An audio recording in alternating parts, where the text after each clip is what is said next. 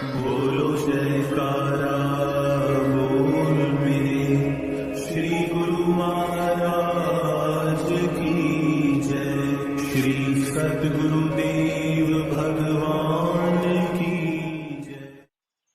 गुरुमुखो, प्रेम की अनमोल व अमूल्य दात प्रभु परमात्मा ने सबको समान रूप से दी हुई है। इस अमूल्य निधि को कौन कैसे खर्च करता है, यह उसके अपने विचारों व ख्यालों पर निर्भर करता है। जैसे कोई तो धन से दूध खरीदता है और कोई विष खरीद लेता है। धन तो वही है, लेकिन खरीद अपनी अपनी है। इसी प्रकार कोई तो प्रभु द्वारा दी हुई इस दात को प्रभु चरणों में ही समर्पित करके उनसे प्रेम का नाता जोड़ लेता है, और कोई इस दात को नश्वर पदार्थों एवं नश्वर शरीर की देखरेख व चाहत में खर्च करके दुखी एवं परेशान होता रहता है। वह कुटुंब परिवार के मोहजाल में फंसकर प्रेम की इस अमूल्य दात को व्यर्थ गवाकर स्वयं को 84 के बंधन में डाल लेता है। पानी को यदि मिट्टी में मिला दिया जाए तो वह कीचड़ का रूप धारण कर लेता है, और यही पानी यदि पक्के फर्श पर डाला जाए तो सफाई का साधन बनता है। विचार करने योग्य बात है कि इन दोनों अवस्थाओं में कितना अंतर है। मनुष्य झूठी माया से होने वाले लाभ और हानि के बारे में तो बहुत विचार करता है, किंतु रूहानी लाभ व हानि के बारे में तनक भी विचार नहीं करता। कौड़ी का ख्याल करके यदि कोई करोड़ों का नुकसान करे तो उसको बुद्धिमानी नहीं कहा जाता। जो जीव परमात्मा से प्रेम करे, माया के झूठे पदार्थों की चाहत में ही अपना सर्वस्व गंवा दे, तो उसमें उसका कितना भारी नुकसान है। तनिक विचार करके देखा जाए कि ये पदार्थ पहले किसी के साथ गए हैं जो अब साथ चले जाएंगे। नश्वर पदार्थों से नेह रखने वालों को स्वप्न में भी सुख शांति नहीं मिल सकती। सत्पुरुष कहते हैं कि प्राणी, तुमने धन दौलत रथ मकान जमीन जायदाद और पत्नी से नेह लगाया है। जब काल का फंदा तेरे गले में आन पड़ेगा तब ये सब पराये हो जाएंगे।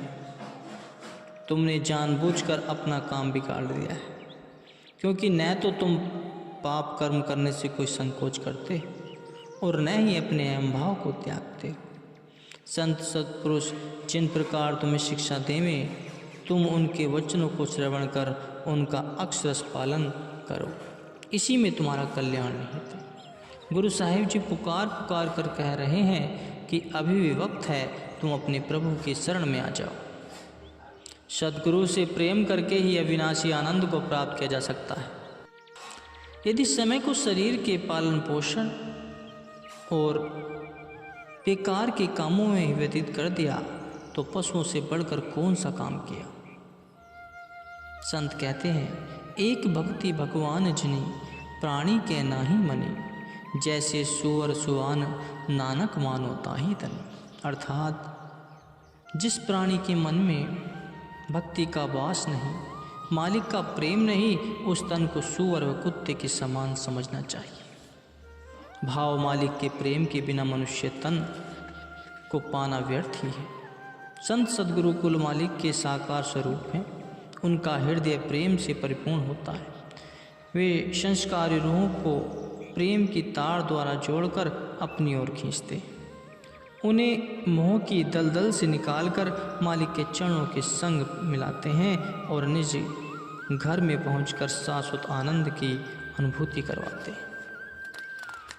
जीवात्मा वास्तव में ही ईश्वर का अंश है एवं यह सच्चिखंड में निवास करती है। ये संसार में आकर जब तक अपने घर वापस नहीं पहुंच जाती तब तक उसे शांति प्राप्त नहीं हो सकती। यह जगत एक मुसाफिर खाना है और प्रत्येक प्राणी यहाँ चंद दिनों का ही मेहमान है। फिर भी इस नश्वर जगत को सत्य जान अपने असली घर को भूलकर सब नाहक दुखी व परेशान हो रहे हैं। झूठे रिश्ते नातों को अपना समझकर उनमें मोह फंसाए बैठे। इन पराई वस्तुओं में सुख नहीं है, ये दुखदाई है। अपनी वस्तु मालिक का नाम है, मालिक की प्रीत है। मालिक से नेह लगाने में ही सुख है, क्योंकि जीव मालिक की ही हम जींस है। गोस्वामी तुलसीदास जी वर्णन करते हैं कि ईश्वर अंश जीव अविनाशी, चेतन अमल सहज सुख राशि। अर्थात यह जीव ईश्वर का अंश है और सच्चिदानंद घन स्वरूप है। चेतन सत्ता व सुख के भंडारी प्रभु परमात्मा का अंश होने के नाते यह भी सुख स्वरूप है। जड़ पदार्थों से सुरती को जोड़ रखने से सुख नहीं मिल सकता। भला सोना व लकड़ी भी आपस में एक हो सकते हैं? सोना अपने तद्रूप सोने से मिलकर ही एक हो सकता है, गैर से नहीं।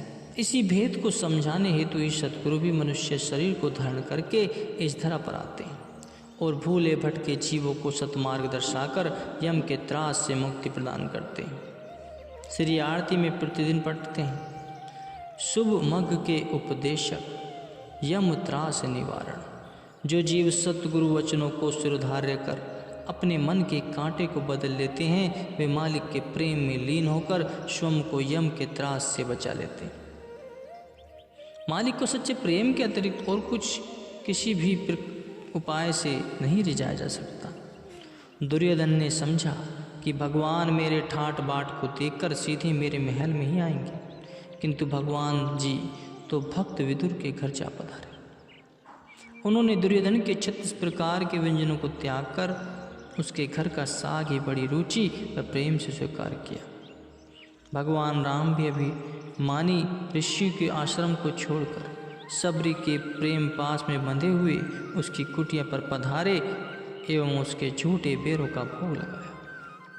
उसके प्रेम और नम्रता पर रीझ कर भगवान राम जी ने कहा, कह रघुपति सुन भामनी बाता, मान हो एक भक्ति करनाता। अर्थात मेरा भक्त के साथ केवल प्रेम व भक्ति का ही नाता है, फिर वह भक्त किसी भी नीच जाति का क्यों नहीं, किंतु मेरी दृष्टि में वह ऊंचे से भी ऊंचा है। निर्मल मन जन सो मोही पावा, मोही कपट छल छिद्र न भाव। भगवान श्री रामचंद्र जी कहते हैं कि निर्मल मन वाला व्यक्ति ही मुझे पा सकता है, क्योंकि मुझे छल का दिखावा करे, छल कपट बिल्कुल नहीं सुहाता। जो व्यक्ति ऊपर से तो भक्ति का दिखावा करे और मन में कपट में मलिनता भरी हो, उसके लिए मेरे दिल में कोई स्थान नहीं है। जिन जीवों का प्रभु से हार्दिक प्रेम है वही सच्चे प्रेमी। जिनके मन में कुछ और है और मुंह से कुछ और बोलते हैं, उनकी प्रीत कच्ची होती। भाव जिनकी कथनी और कथनी में भेद होता है, वे मालिक के प्रेम से वंचित रह जाते हैं। आदमी कहता कुछ और है, करता कुछ और है, उसके मन में प्रेम तो नहीं है, केवल मुंह से सेखी बरखाता है। तो जीव को सदैव यह स्मरण रखना चाहिए कि अंतर्यामी प्रभु परमात्मा परम प्रवीण है, वह सबके मन की जानने वाला है, वह किसी के बाहरी पहरावे पर प्रसन्न नहीं होता। सच्चे प्रेम के बिना कर्म करना पानी में मंथन के तुल्य है। सच्चा प्रेम ही प्रभु को रिझाने का मूल मंत्र है। जाति पाति में विश्वास रखने वाले पांडवों ने जब भक्त रामदेव जी को मंदिर के भीतर आकर भगवान की छवि के दर्शन करने से रोका, तो वे मंदिर के पीछे जाकर कीर्तन करने लगे और भगवान से सच्चे हृदय से श्री दर्शन के लिए प्रार्थना करने लगे। भगवान तो वैसे ही भक्तों के प्रेम के वशीभूत होते हैं, अतः उन्होंने भक्त रामदेव जी के तुरंत ही मंदिर का द्वार ही घुमा दिया। केवल ऊपरी कर्म धर्म करने वाले परंतु प्रेम से विहीन पांडे प्रभु का ऐसा चमत्कार देखकर असमंजस में पड़ गए। उन्होंने भक्त रामदेव जी के चरणों में गिरकर क्षमा मांगी। सत्पुरुष बाहरी बोलचाल से नहीं रीझते, क्योंकि वे तो अंतर्यामी होते हैं और हर दिल के अंदर की ही जानते हैं। उनसे छल कपट करना नादानी है गुरुमुखों।